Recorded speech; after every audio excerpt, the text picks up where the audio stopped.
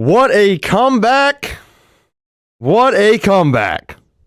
No, not talking about Arkansas and Texas Tech last night. No, not talking about Kim Kardashian. No, I didn't. Oh, is that right? Not talking about baseball being back either. No, Nick, I am talking about... I'm not even talking about the past. I'm talking about the future and the comeback it will be when one Jeremy Pruitt is back where he belongs at the helm of Tennessee Volunteer Football. Please don't do that to me. I've done nothing to deserve this punishment, sir. Jeremy Pruitt back in the headlines. It feels good. Doesn't it feel good to see his name? Nothing about that feels good. Oh, it feels nothing good. Nothing about that feels good. Oh, that was a wonderful time to be a Georgia fan. When across the sideline, I saw Jeremy. Old Gump. Old Gump. Old boy with that sleeve around his whole head because he couldn't take a lick of sun. And no, he was like, I guess his Alabama upbringing was probably one of those ones that made him funky about the COVID stuff. Oh, is that what that was? Yeah, because remember that was the COVID that's time. Right. That was like his mask right. excuse, and he had it like up around his head. Yeah, he had it. See his eyes. You could literally. It was almost ski mask for coaches. Yeah, it was a bad look. Pruitt didn't know what he was doing. It was something else. He's back, Nick. No, he ain't back. He's going to be back. He's not back. No, he won't be back. You sure? Yes. How do you know? I know he's not going to be back. Now, admittedly, I don't hate Jeremy Pruitt. Really? No, because admittedly, in the time since, really and truthfully, the NCAA could have come down. There were some Georgia fans that I know back home that were chirping for the death penalty, getting an SMU level treatment. Which no, I don't think there was that much corruption there, not sustained at least to warrant that. But they were definitely chirping for it. But everything after, when they like handed down roster limits and all of that stuff, when Pruitt was brought back in to be interviewed and whatever, in the whole legal process of that with him and Fulmer and everybody, sure, like he was actually good to the school. He's not been Kiffin where he just pops back up to troll. Like Pruitt's been a legitimately decent guy since he was fired and let go or whatever. Now I read the headline. Evidently he's thinking they conspired with the school. Admittedly, the only thing the guy ever conspired to do was screw him own self out of a job, doing the wrong thing. And look, man, McDonald's bags, Chick-fil-A bags, Wendy's, Cane's, whatever bag it was in. Come on. You should have found a better bag. Sure. Because admittedly, and I can understand, he's maybe got some grounds here, much like Reggie Bush did with getting the Heisman back, of all of this needs to be cleared because we're in the day and age where we can pay, and sure, I may have done it at the wrong time, but there's no sin against it now. Yeah. So I can see him having some sort of an argument. I don't know that it's going to work to get him $100 million in lost wages because he wasn't going to make $100 million at Tennessee, and he's only been gone 4 years now, so he wasn't making $25 million a year anywhere as a coach. So I don't know why he's seeking $100 million unless it's like X is lost wages and X is damages. I have no ill will towards Pruitt. I hope he gets some of his money. He can be back in the headlines, but God forbid he ever be in Pantone 151 again. Nick, we've been at this a long time now, this show here. Bit. And I would really just love to point out that this is the first time that we are 5 minutes in. I've done no introduction whatsoever. And what did it take to get us no introduction? It took Jeremy Pruitt. That's what it took. That's what it took. Hey, welcome in, everybody. This is Stadium Pulse on the Action Sports Jacks 24/7 network in the Action Sports Jacks 24/7 studio. We talk college football for an hour every Friday, 9 to 10 a.m. We really check the pulse at UCF, Georgia, Florida, FSU, Miami. That guy is a Tennessee homer, So we talk Tennessee too. That's our 6 schools that we really focus in on. I'm a Georgia homer too. 5.5, really. Well, that's true. That's true. So what are we talking about here today? Do 40 times matter? They've been in the headlines quite a bit for 2 different reasons that we'll show you today. And 2 schools that are close to home, by the way, and that I just mentioned. Coaches that are most on the hot seat, most on the prove it list, have the most to prove in 2025. That's going to be a good one. We've got that for you today. But we start again with Jeremy Pruitt. If you haven't seen Jeremy Pruitt, okay, so you maybe first knew him from being the Alabama defensive coordinator maybe 15, 20 years ago. Then he was Georgia's defensive coordinator for 2 years, back to Alabama. Then he lands with the Tennessee Volunteers. I believe he went 13-16, Nick. Does that sound right? Or 16-13? I think he had a losing record. I don't know it by heart. I believe it was 13-16. That was 2018 to 2020. Yeah. Okay. And haven't heard from him since because he got the hammer from the NCAA, and now he's suing for $100 million. And Nick, as you were mentioning, it's lost wages and future wages. So it's money that he lost by not getting a buyout, not getting paid to be a head coach because he has not been in college football, has been banned from the NCAA. That's the what they call the showcase clause that's been put on him. It was a 6-year deal that the NCAA put on him, and obviously this impacts what he would have made in the future. Nick, do you know where he's at right now? I think he's, last I heard, if I'm right in thinking this, I think he's back at like the high school level or the middle school level. He's back somewhere in like a public school level. Also, we're wrong on his record. I'd forgotten this in the whole NCAA investigation. Mm-hmm. They vacated several wins. Well, that's true. So his record, his true record's 5-19. It was bad. And they vacated all the wins, which included, I think it was the 2019 season where they started like 0-5 and then finished 7-5, or they were like 1-4 and then finished out it was like the end of that season was actually spectacular, which going into 2020, it gave everybody a little bit of hope, but then we still had Jarrett Garantano at quarterback and it was just miserable. I need you to look up what Georgia's record was in those 3 years real quick. A whole lot better. Yeah, because those, I mean, like I said, I'm a big fan of Jeremy Pruitt because those were nice times playing the Volunteers in those years.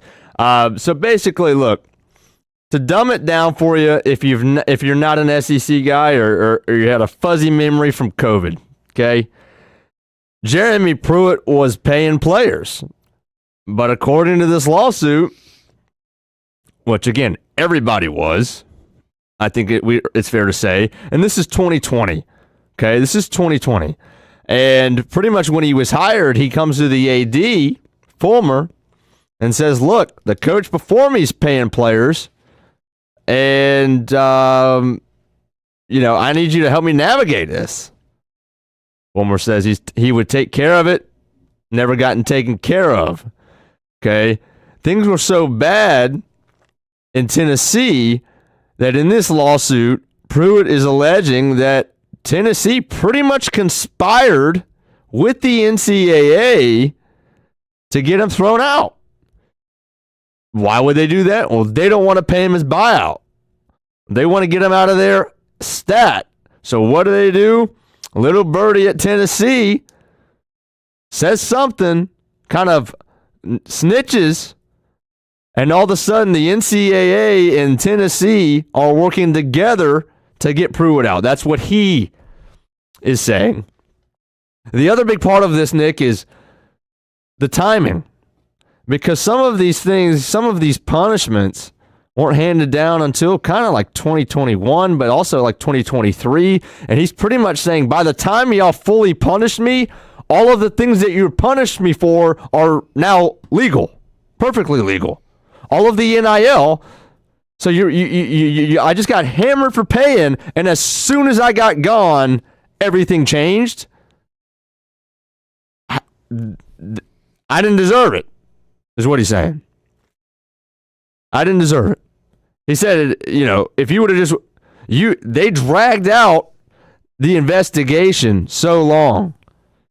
for the restrictions they put on him, the punishment, that, again, by the time they actually brought the full hammer down, everything that they were and are punishing him for had been changed and had been made legal. Nick, I think he's got a case. I don't know if he's got a $100 million case, but I think he's got a case. Settlement. Yeah, he's got a settlement. He's definitely got one. Yeah, now, Buddy is coaching high school ball right now, I think, with his dad. I think he's coaching football and basketball. What's his dad's name again? Jeremy Pruitt. His dad was coaching Marion County up in Tennessee for a bit. That was before I moved down this way, which was kind of wild. Dale Pruitt, that's his name. But, yeah, he's got a case of some sort to get lost wages or whatever. Oh, Dade County. Is that where he's coaching? Oh, wow. No, it's 5 years ago. Okay. 6 years. Okay. No, he's definitely got a case. And I don't blame him for wanting to backtrack this at this point, especially if when the punishment he was given plus the university and everything was post. When was the California ruling? Was it was earlier in 2021, right? Or was it 2021? It was earlier than that. Where this whole thing became legal and then before it even went nationwide. I don't blame him. I mean, he does have a case. I don't know what he's going to settle for. It's not going to be $100 million.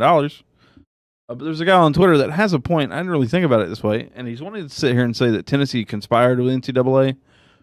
Maybe at that point, with Dondi Plowman and everybody and like finding a new AD and whatnot, maybe they conspired a little bit. But this guy's like, check notes. The same organization that they've just now sued multiple times. They conspired with these people. Well, maybe times have changed, but, that's it. That's a good point. Times are a-changing. Yeah. And they changed then, they changed now. So, and I feel like we've seen this, and it's the Reggie Bush thing. It's a retroactive, hey, look, it's good now. Back then it wasn't. Pay me my money. Yeah. It's like, square away with me here and we're all good. Sure. But then again, it's different as a player, I guess, than a coach because you're more responsible. You signed a contract, this, that, and the other. Whereas like a player, like you're just starving trying to get food, so maybe it's a little bit different. Yeah, look. And the way they'll approach it. I wonder how much of this is the money aspect, strictly, because $100 million would be nice. And the guy was kind of, in that aspect, I think you got a point. Like, he wasn't the only one, guys, that was putting money in fast food bags here. He was the only one that got conspired against, allegedly, or just got caught, whichever one of those two options that you believe. So he's lost out on millions of dollars. I wonder how much of it is that. How much of it is it could be a burning desire to get back in college football. Because again, at one point you would have said that this is one of the bigger risers in as a college head coach that there is. You go from Alabama to Georgia, back to Alabama, and then you're at your first ever head coaching gig in Tennessee. And was it going well? No, but it was still early. And this is a guy who had had so much success everywhere he'd been. That's obviously why he got the job. And then all of a sudden, he's saying, this is what I have to do to be successful as a head coach because this is what I see everybody else doing. Fast forward a little bit, and now I'm on a high school sideline. I have to believe that a lot of this could be he wants to get back in the game. He's not trying to wait another 3 years for his name to be cleared so that he can be a college coach again. So, I can't tell you how much of it is the money and how much of it is that. But I'm just saying, First of all, I'll say this. Given the NCAA's track record with getting sued, Pruitt's getting paid and he'll be back. Again, is he going to get $100 million? Who knows? Probably not. They'll probably look to settle this thing. But given their track record, every time they've been sued, the NCAA, that is, they've come out on the losing end. Either just losing or settling. So he's going to make something. And do they reinstate him? Do they get rid of that showcase clause? Could Pruitt be a safety or linebackers coach in the SEC next year? Could he be a DC in 2-3 years?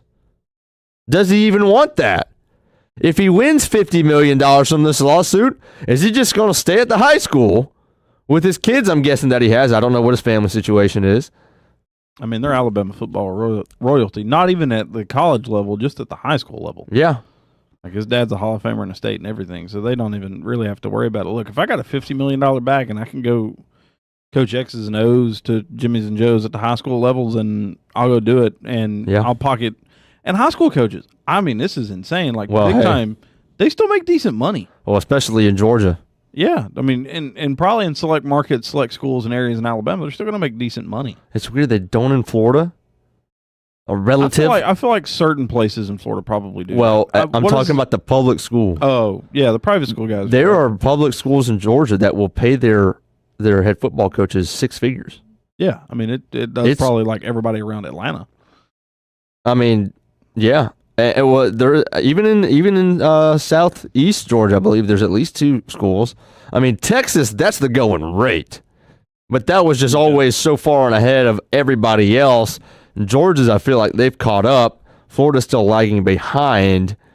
I feel like we ran a story on that like maybe a year ago that there was I think there was 15 schools or something like that in Georgia, public schools, that were paying their head football coaches upwards of 6 figures. All right, so this is a Sports Illustrated post. All right, the top 10 Alabama high school coaches. Mark Freeman at Thompson, 162. Phoenix City is making 155. Hewitt Trussell, 151. Are those public schools or like magnet or private? Or I'm sure like Phoenix City Central, Thompson, these are all public schools. I would 99%. When they got names like this, they're public schools. I mean, you got the Bowles School. That's a private school. Good point. You go to Georgia, I mean, Carrollton, 225. Rome Public School, 185. Gainesville, 173. Buford, 167. Valdosta, Colquitt County, Dublin. Dalton back home for me, $133,000. Kevin Smith at Perry, Cook. You know, those guys make $129 a piece. That's insane. I mean, even for me, I grew up 30 minutes from Dalton. I never would have thought the Dalton head coach was making $130,000. Yeah, I've been there on that field and shot a game. Never would I think the head man's making $130,000. I mean, he's just an average dude. I'm just going to walk past him. I'm be like, all right, cool guy. I got to shoot my game. Yeah. Get out my way. Right.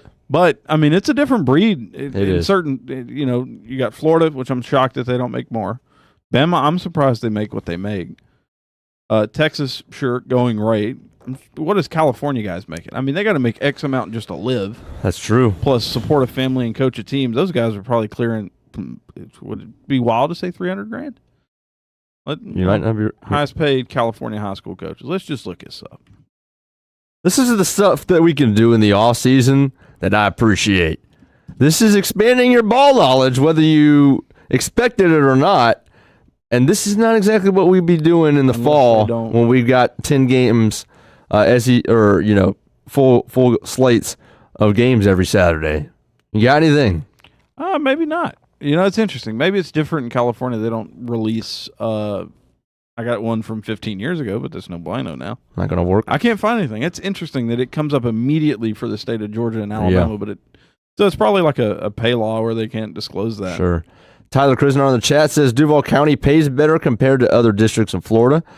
I think I've heard that that's true, and I'm not questioning that you're right. I'm just saying by my own knowledge, I think I would assume that. And I think I've heard that. I just don't know how much more or what that discrepancy is. But that's a good point. William Torres in the chat says, Sup, Hamby, never thought spring games would turn into exhibition games against other colleges. I'm right there with you. I mean, we've kind of chronicled all of the stuff in the spring games over the last month, 6 weeks here on Stadium Pulse every Friday. We talked about Deion's proposal last week, wanting to bring somebody in. We talked about Fran Brown, Syracuse head coach, saying, hey, we'd go. Obviously, that's not allowed. according to the NCAA rules. But this week, now it's like Mike Gundy of Oklahoma State saying, why don't we just get Oklahoma out here and just do, I think he said, just do a spring scrimmage, charge $25 a head. We'll do home and home every other year. So I mean, would you pay for that? I think you would. I would. If I get the equivalent, obviously, of Oklahoma State, that kind of a rivalry, anything less than $100, like, it doesn't matter what they're putting out on the field, I'd be there. So again, those are just guys throwing stuff against the wall. And by the way, the $25 a head would go towards NIL. That was, I believe, what Mike Gundy said. Again, good idea. It's just like not even a proposal. It's just that. It's just an idea. So we are a lot closer to the spring games. Obviously, I'll be keeping a very close eye on G-Day. UCF's as well. Again, FSU not having one. UF, less eyes. Lagway won't be playing. He's still not throwing over there in Gainesville. I'm not sure what the deal is in Miami. I'm sure they're having one because I know we'd have talked about it if they didn't.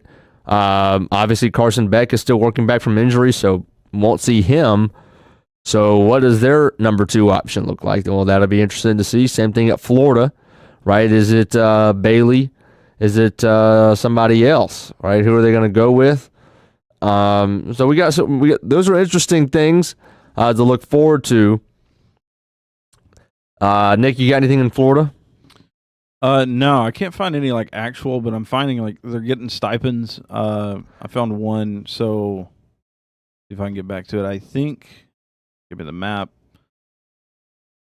Charlotte County gets, I think, the most. For head coach, you get an extra $8,000 of some sort on top of teaching salaries. Okay. So I can't find it. It's weird. Georgia and Alabama have it. Maybe they're bigger and it's more disclosed, but I can't find it. Charlotte County is the highest. Duval comes in was a $4,700 stipend for head coach, $2,400 for assistants. So there's something. It factors in probably some way. But that's not their whole pay for just being a head coach. It's probably on top of like teacher salary plus something else. But yeah, I can't find like an actual contract like we did with Georgia and Bama, which is interesting. Okay. All right. It might be a state law issue as to why they won't, which is, fair, but could be. Playoff bonus, equal pay, smaller school, smaller supplement, which is fair, and and then it'll differ. Private school to public school. All right. Well, we'll see if we can do a little bit more homework on that because I'd be interested to see it. We're going to get back to some coaches talk in a second. Coming up in about 15, 20 minutes, we'll get to the coaches that have the most to prove in 2025. Where do you have Norvell and Billy Napier on your list? But first, I want to talk about 40 times. And 40 times come up all the time, right, when we get into draft talk, stuff like that. Nick, let's just start with this video of someone who is very familiar to anyone, I would guess, who will be watching this. If you haven't seen this, you need to see this. Because this is a lot of weight moving around. Because this is Desmond Watson. This is the 470-pounder on Florida's defensive line. Oh, okay. I know who you're talking about now. You got this? Yeah, I got it. Let's roll the video. Let's watch this together.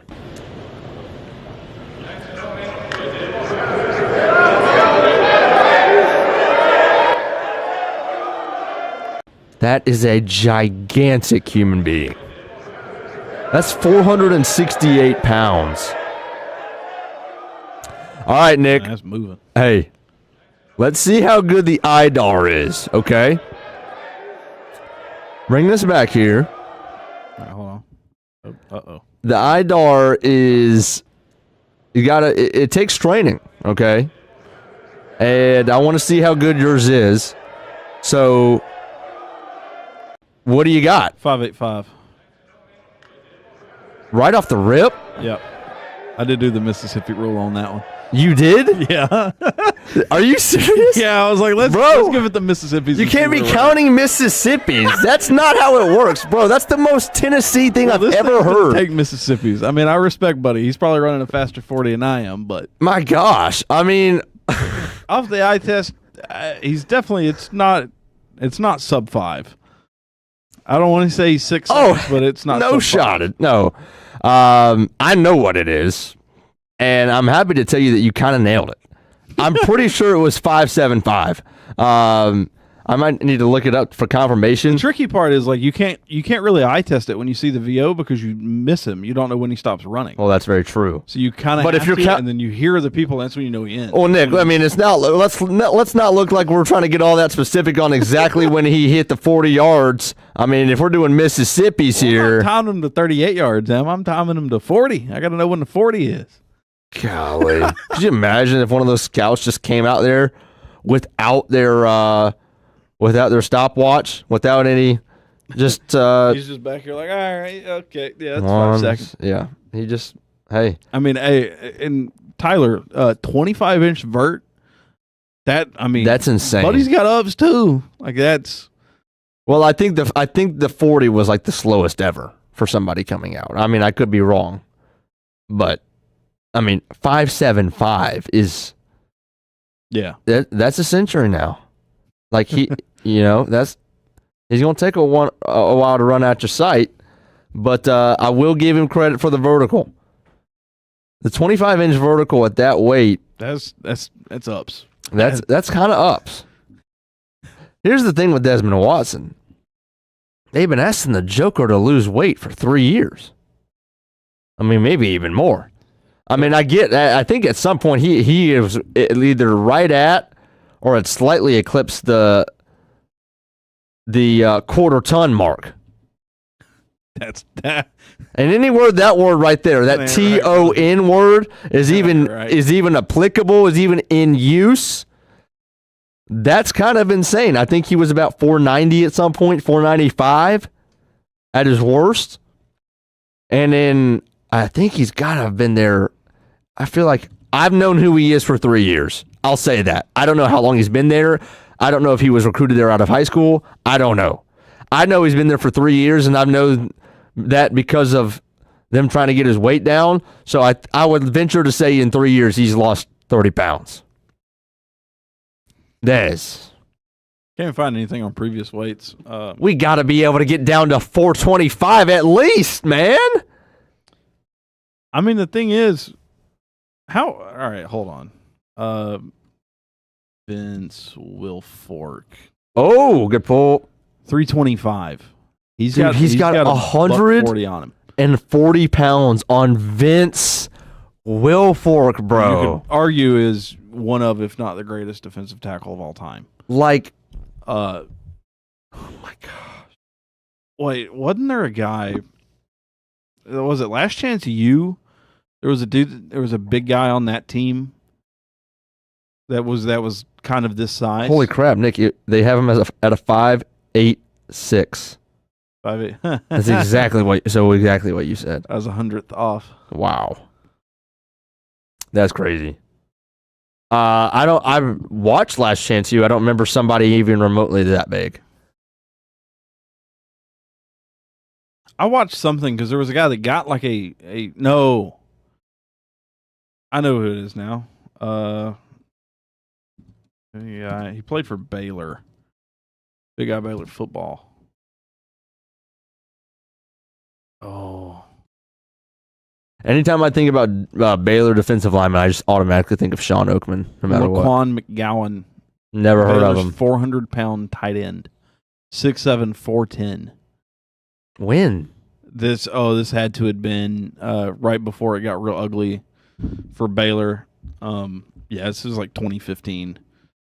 So remember they had what's his face and Sean Oakman got in trouble and the coach got fired for whatever reason.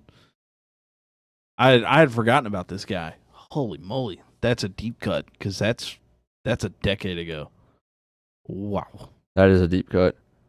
I can't believe he's got 130 pounds on Vince Wilfork. That's insane. But it makes you think, is like, how good could he be if he dropped the weight that he's at this weight and still getting playing time in a rotation at a school that is no doubt deep at that position? Well, that's true, and I think maybe we haven't appreciated it enough. I know Florida fans have; they love him because it's just. I mean, how could you not? Yeah. But to be able to play the game of football at 465, dude. I mean, impressive. You shave off 140 pounds, and you might win Defensive Player of the Year if you're playing that well at 460. That's what I'm saying, man. Anyways, I don't have any kind of things to say like about the 40 like I do about this next guy. I just wanted everybody to see it. That's all. Now, let's go down a little south, and let's talk about Xavier Restrepo. Did you see his 40? That I didn't. You got video of it? No, I don't. The video is, I mean, it's a slot receiver running a 40, and it doesn't look very fast. And it doesn't look very fast because it's not. If you're not familiar with Restrepo, back-to-back 1,000-yard receivers out of the slot at Miami. He was Cam Ward's, most reliable target last year. He's coming out. He's not a high grade or anything, but everybody's like, well, he'll be drafted because of his production. He's put a ton of production on tape. There's no doubt about it, but his name was nowhere near headlines, and rightfully so. He was a combine invitee, if I'm not mistaken, but didn't run. All of a sudden, he is the headline in college football. I believe it was Tuesday, because I think people had him at a 4.85, 4.9, 4.95. I think one had him at a 5.1. Okay, as a slot receiver, that's about as bad as it gets. Okay, tight end times. Right. No, and I think he's 6 foot, like 190. That's what my IDAR would say. Give me height and weight, Restrepo. I would say he just maybe I'm giving him too much on the height, but I would say 6 foot 190. Maybe I'm making him bigger than he is. 5'10", 198. Oh, okay. So he's a little stronger, a little wider, but okay. So you would expect those guys to run 4.5, right? So a 4.8, that's terrible. But everybody's like, at the same time, we know something has happened. The guy can't, you would know a guy who runs 4.9 at 5'10 doesn't play Division I football at the receiver position. Yeah. So first of all, if you didn't think anything was up and you thought that was legit right off the bat and you accepted that as truth, that's on you. A guy who runs 4.85, 4.9 is not playing Division I football at the wide receiver position. Ever. It's just never going to happen. So, and then he comes out, Nick, and he tweets a day or two after, because it was literally the biggest headline, and that's because there's been such a lack of them. Yeah. Pretty much saying that he had, in his warm-ups that day, he had hamstring tightness. He was like, look, I hate that I have to put this out there, but unusual circumstances. I had hamstring tightness when I was warming up. I had been lasering 4.5 and thought I could still do it, so I did it. Obviously, it didn't go my way. Onward and upward or something like that. On to keep grinding. However you finished this, whatever. Okay. What was his time? Well, nothing is official with these pro days, but. So you're pretty much just going off of Twitter of people, what they said they got. Let's take Sports Illustrated here with a 4.83. Please. Cross-referencing this to what I have as our slowest times. 4.83, the slowest. 4.85, Darunya Wilson from Mississippi State. You got Wendell Montgomery in 2000 with 4.81. Devontrez Dukes in 21 with 4.81. Tavares Martin, 4.8 in 2018. Nate Poole, 4.79 in 2001. And then Ernest Wolford, Virginia Tech, Jacksonville Jaguars, 4th round, number 120, 2004 with a 4.79. So he's clocking. I don't know, is Darunya still playing? I remember Darunya in Never college. heard of that name in my life. I remember Darunya in college, but none of these guys I've never heard of, and there's no telling how long their career was. So that's bothersome. But here's the thing. So slowest tight end times in 21, 21, 21, three of them are in the 21 class. A guy out of Stanford, Clemson, and Arkansas State clocking 5.19, 5.18, and 5.14. Yeah, I mean, ultimately, like 5'10", he's short. He couldn't play tight end. So he's like in this weird spot. He's too slow as a receiver to probably succeed. He's too fast but too small to switch. He can't pull a Hines Ward and move inside, play tight end in packages. So he's in a bad spot. Should he have ran it? No. If it's legit. No. If it's combine, you're saying this was the combine, right? This was the pro day. This is the pro day. Okay, well then the tricky thing is, how much does it hurt his stock to not run it at the pro day and just let the film speak? Does it hurt it at all? And this is the tricky thing about 40 times. 40 times when you get a guy like, what was it, Al Davis, where he picks on speed, like he doesn't care who you are. You're fast, I'll take you. You can get guys that are like, it matters that much, or you can see someone that's like, character's good, on-field's good, and game speed is always different than 40 speed. Of course. So would it have hurt his stock? Possibly, but Doubt it may have helped to not run that in the end and not face like, oh, you're going to fall 3 rounds now because you're slow. Yeah. But how's his route running? How's his hands? What's his route tree? You know, is he good with the football? Is he protected? You know, stuff like that. Things that actually matter in the game rather than a 40 time. Because unless you're running in a straight line, your 40 time doesn't matter. Because it's just timing. How fast can you run from a sprinter stance, which you're never in, from point A to point B when the ball is hiked? It doesn't matter, really, in game speed. If you had to guess, how do you think it will affect his draft stock? Yes. It unfortunately will. Yeah, I don't know.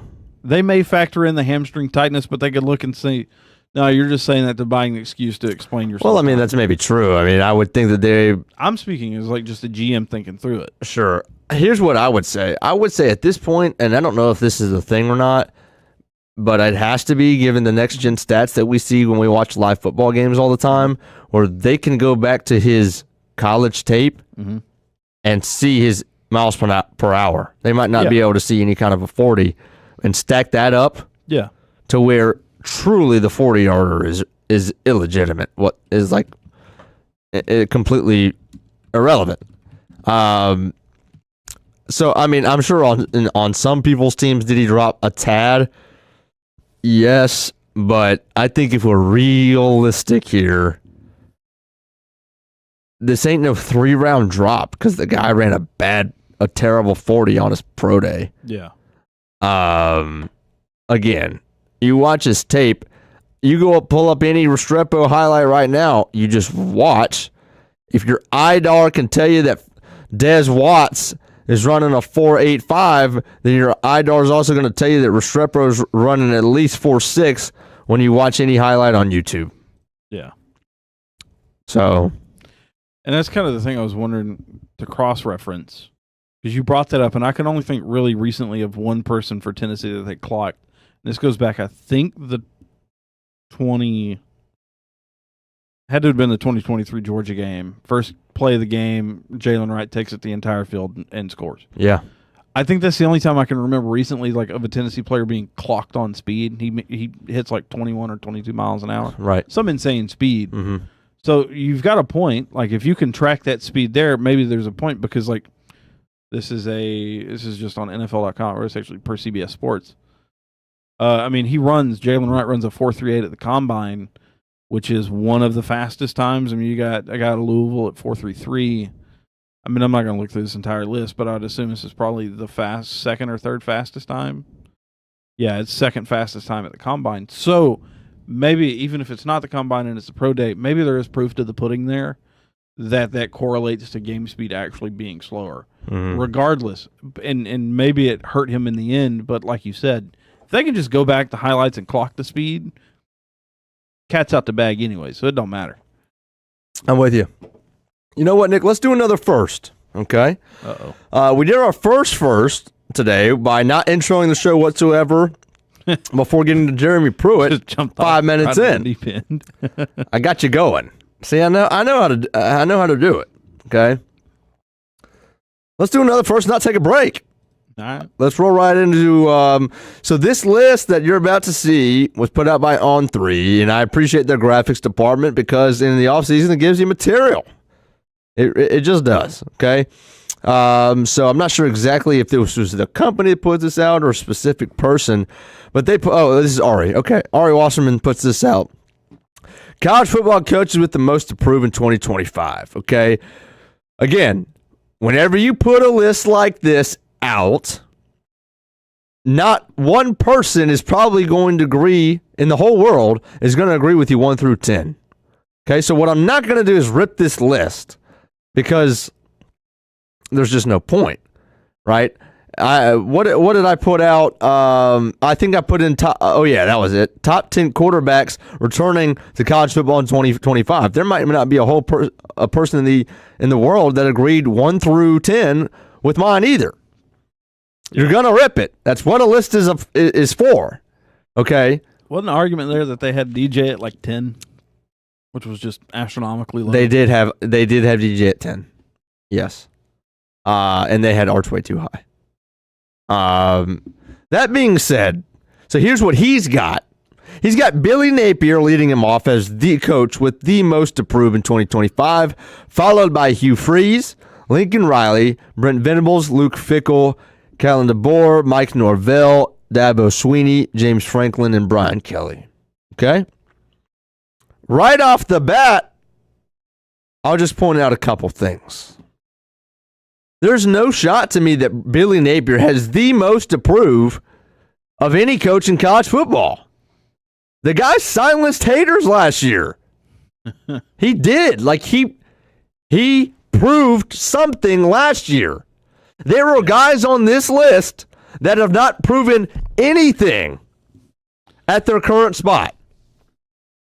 What has Hugh Freeze proven to you at all at Auburn? He's proven that he can recruit still, but his team has stunk. Yeah. They have not achieved anything. They have not proved anybody wrong. Billy Napier proved a lot of people wrong, that he still has a job, that he still went 500. He got 2 top 25 ranked wins in the last 2 weeks. On the Ole Miss was at home, but the way that they finished the 2024 season, he is not number one. He's on the list. He's above 500. That's what I'm saying. Oh. Yeah, no, that he even went 500 Oh, I got you. Yeah. was proving a lot of people wrong, and he went way above. So, again, he's on the list, but Hugh Freeze has more. And look, and here's where we're going to kind of get to, and we might as well get into it right now, is who's got more to prove between, even if we just shrink it down to 2 people, Billy Napier and Mike Norvell. Okay? Who's had more success? In totality is Norvell. Nobody's going to disagree. He had the undefeated season. However, what is college sports? College sports is what have you done for me recently? What have you done for me lately? Napier's coming off a year where he proved doubters wrong, where in a lot of senses, they overachieved. Norvell is coming off of the most disappointing season in FSU football history, in relevant program history, in a team that was just undefeated history. Fill in the blank history. They failed every expectation. He's got more to prove in 2025. There's no doubt in my mind. You go 2-10 in 2024. You've got more to prove. You've got more to prove that your one undefeated season wasn't entirely roster dependent and you were fraudulent the whole time, and that you can do something better again. Yeah. 6-6 ain't gonna cut it. Now, yeah, I'll agree. Billy flipped the whole script. I think everybody had Florida pinned at 2-10, and then Florida State to go 2-10 after 12-0, in the whooping by Georgia. Billy I think he's got a lot to prove, but I don't think he's like the one that has to prove the most here. Honestly, like in the landscape of everything, Freeze is fine at 2. I'd put Kalen DeBoer at 1 because he's got to prove that he can be the head man at Alabama, because that fan base will turn over the city of Tuscaloosa in a heartbeat if it doesn't pan out, because they've tasted success for far too long to go from the top of the world back to the bottom of it. They will not accept that. And as much as I hate Dabo and James Franklin, Franklin needs to be on the list because he needs to prove he can make it to the big game and win it. That's right. Dabo shouldn't be on this list. Dabo's won it twice. I think the only thing he has to prove, and really I would argue coaches that need to show they can adapt poll, he's number 1. Okay. And I think he's slowly starting to adapt with the NIL stuff. Sure. So he's slowly catching up. Right. The issue is then, did he miss the wagon? And has it gotten too far ahead of him? Mm-hmm. So that's going to be the problem there. Fickle needs to prove he can be a big-time head coach. Wisconsin, though, Wisconsin wants a lot, you know. They do, and I think we forget that. But, Nick, they do have really high expectations. And I feel like that fan base probably needs to dial back their expectations. Well, Nick, every team on this list needs to dial back their expectations. Yeah. Like, seriously. Fair. Like, every single team on this list needs to dial back their expectations. Yeah. Like, again, Florida, as much as I hate you, I like your football team. I like what Billy Napier's done. Yeah. I'm a huge DJ Lagway guy. Your expectations should be 7-5, 8-4. Have you seen the schedule? Yeah. Auburn, you've recruited great, but you haven't barely gone above 500 in years. Yeah. USC, your time, I mean, holy cow. Lincoln Riley deserves to be in the top 3. He hadn't done a dadgum thing. All he can do is produce Heisman quarterbacks, but he hadn't won squat. And then we haven't even mentioned the guy whose fan base, first of all, may need to chill out the most, and who has not proven anything since he got to this particular place, and that's Brian Kelly. He's got to be in the top 4 at least. What has he proven? I mean, I would argue, and I think we were talking about this before the show, I mean, if DeBoer's not at 1, it's got to be Brian Kelly. Because you look at Notre Dame, he's been away, 3 seasons now? I think 3 seasons. Because 22 was his first year. Yep. So this will be 4. Yeah, this will be his 4th season. In that span of time, Notre Dame's made it all the way without him at the helm. Right. So I think LSU fans need to take that as an alarm, and that red light better start flashing, and Mike the Tiger better get angry, because Brian Kelly ain't getting you to the promised land. Right. He didn't get Notre Dame in 10 years there. He got him there, but got walloped by Alabama. Brian Kelly ain't going to get you. Here's what's interesting. How many SEC schools do we have in this graphic? We have 5, okay? Of those 5 SEC schools, the fan base with the most expectations of their program in general, not just of their coach or whatever, it is Alabama and it is LSU. Yeah. LSU fans believe they're going to win the SEC this year. Bama fans, yeah, they believe they're going to win the SEC this year. Now, Florida fans, they have high expectations. They don't expect to win it. Yeah. Auburn certainly doesn't. And neither do the Sooners. But LSU, with all that they have returning, especially their quarterback, Garrett Nussmeier, who, by the way, Garrett Nussmeier is my best quarterback coming back in college football this year. And you know, I don't think that's very popular. I think he's very good. I think he's a great quarterback. And to have a guy returning like that, like look at the rest of the SEC. How many good SEC quarterbacks are returning other than him? Other than Lagway? I mean, you know, like John Mateer, big fan of him. He was in my list, but that's his first year in Oklahoma. Lenore Sellers, big fan of him, going back to South Carolina. But South Carolina doesn't have these expectations either. You know, theoretically they might. That is no. I think South Carolina's fan base is one of the more understanding fan bases in the SEC. Now, you could argue that outside of Vandy and who? Yeah, maybe just outside of Vandy, that every SEC school has unrealistic expectations. That's kind of part of it. Yeah. But of those, I think South Carolina is relatively understanding. I'd agree. Until they get a big win, then they get a bit over the top. But every fan base does. Every team does. You know, it's kind of how it goes. It's the parody of it all. I think you look at 22 Tennessee. You beat Bama on the field goal. You lose to Georgia.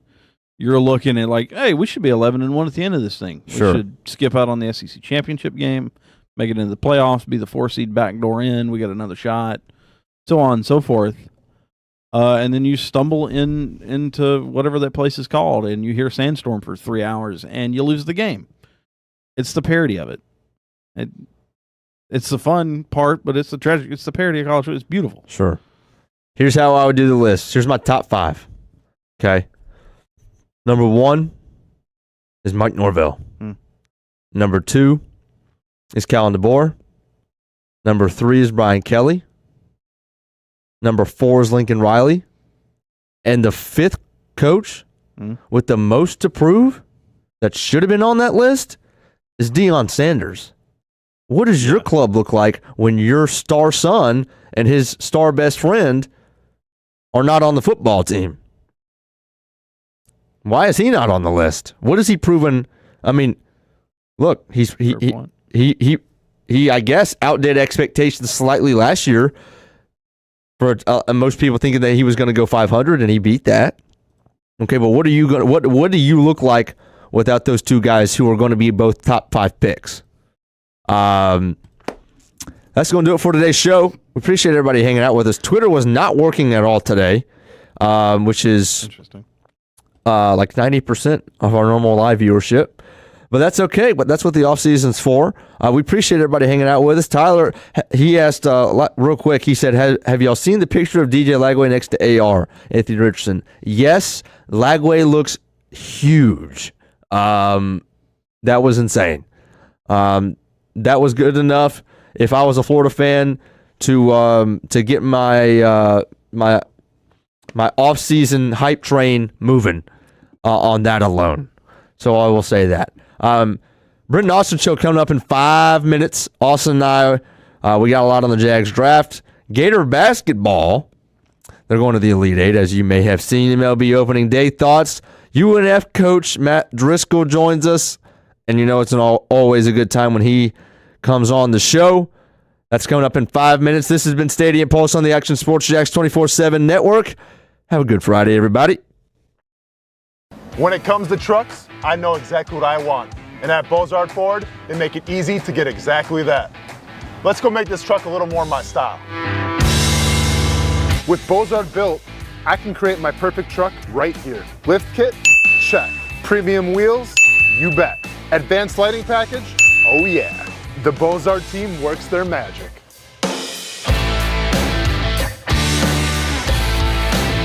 From bumper to tailgate, I'm making this truck mine. It's everything that I wanted and more. From the field to the gym to weekend adventures. This truck's built for my journey. Bozard Built. Customized for your lifestyle, built to exceed your expectations. Check out the inventory and available options at bozardbuilt.com. Unleash your dream ride. Customized, covered, and Bozard approved.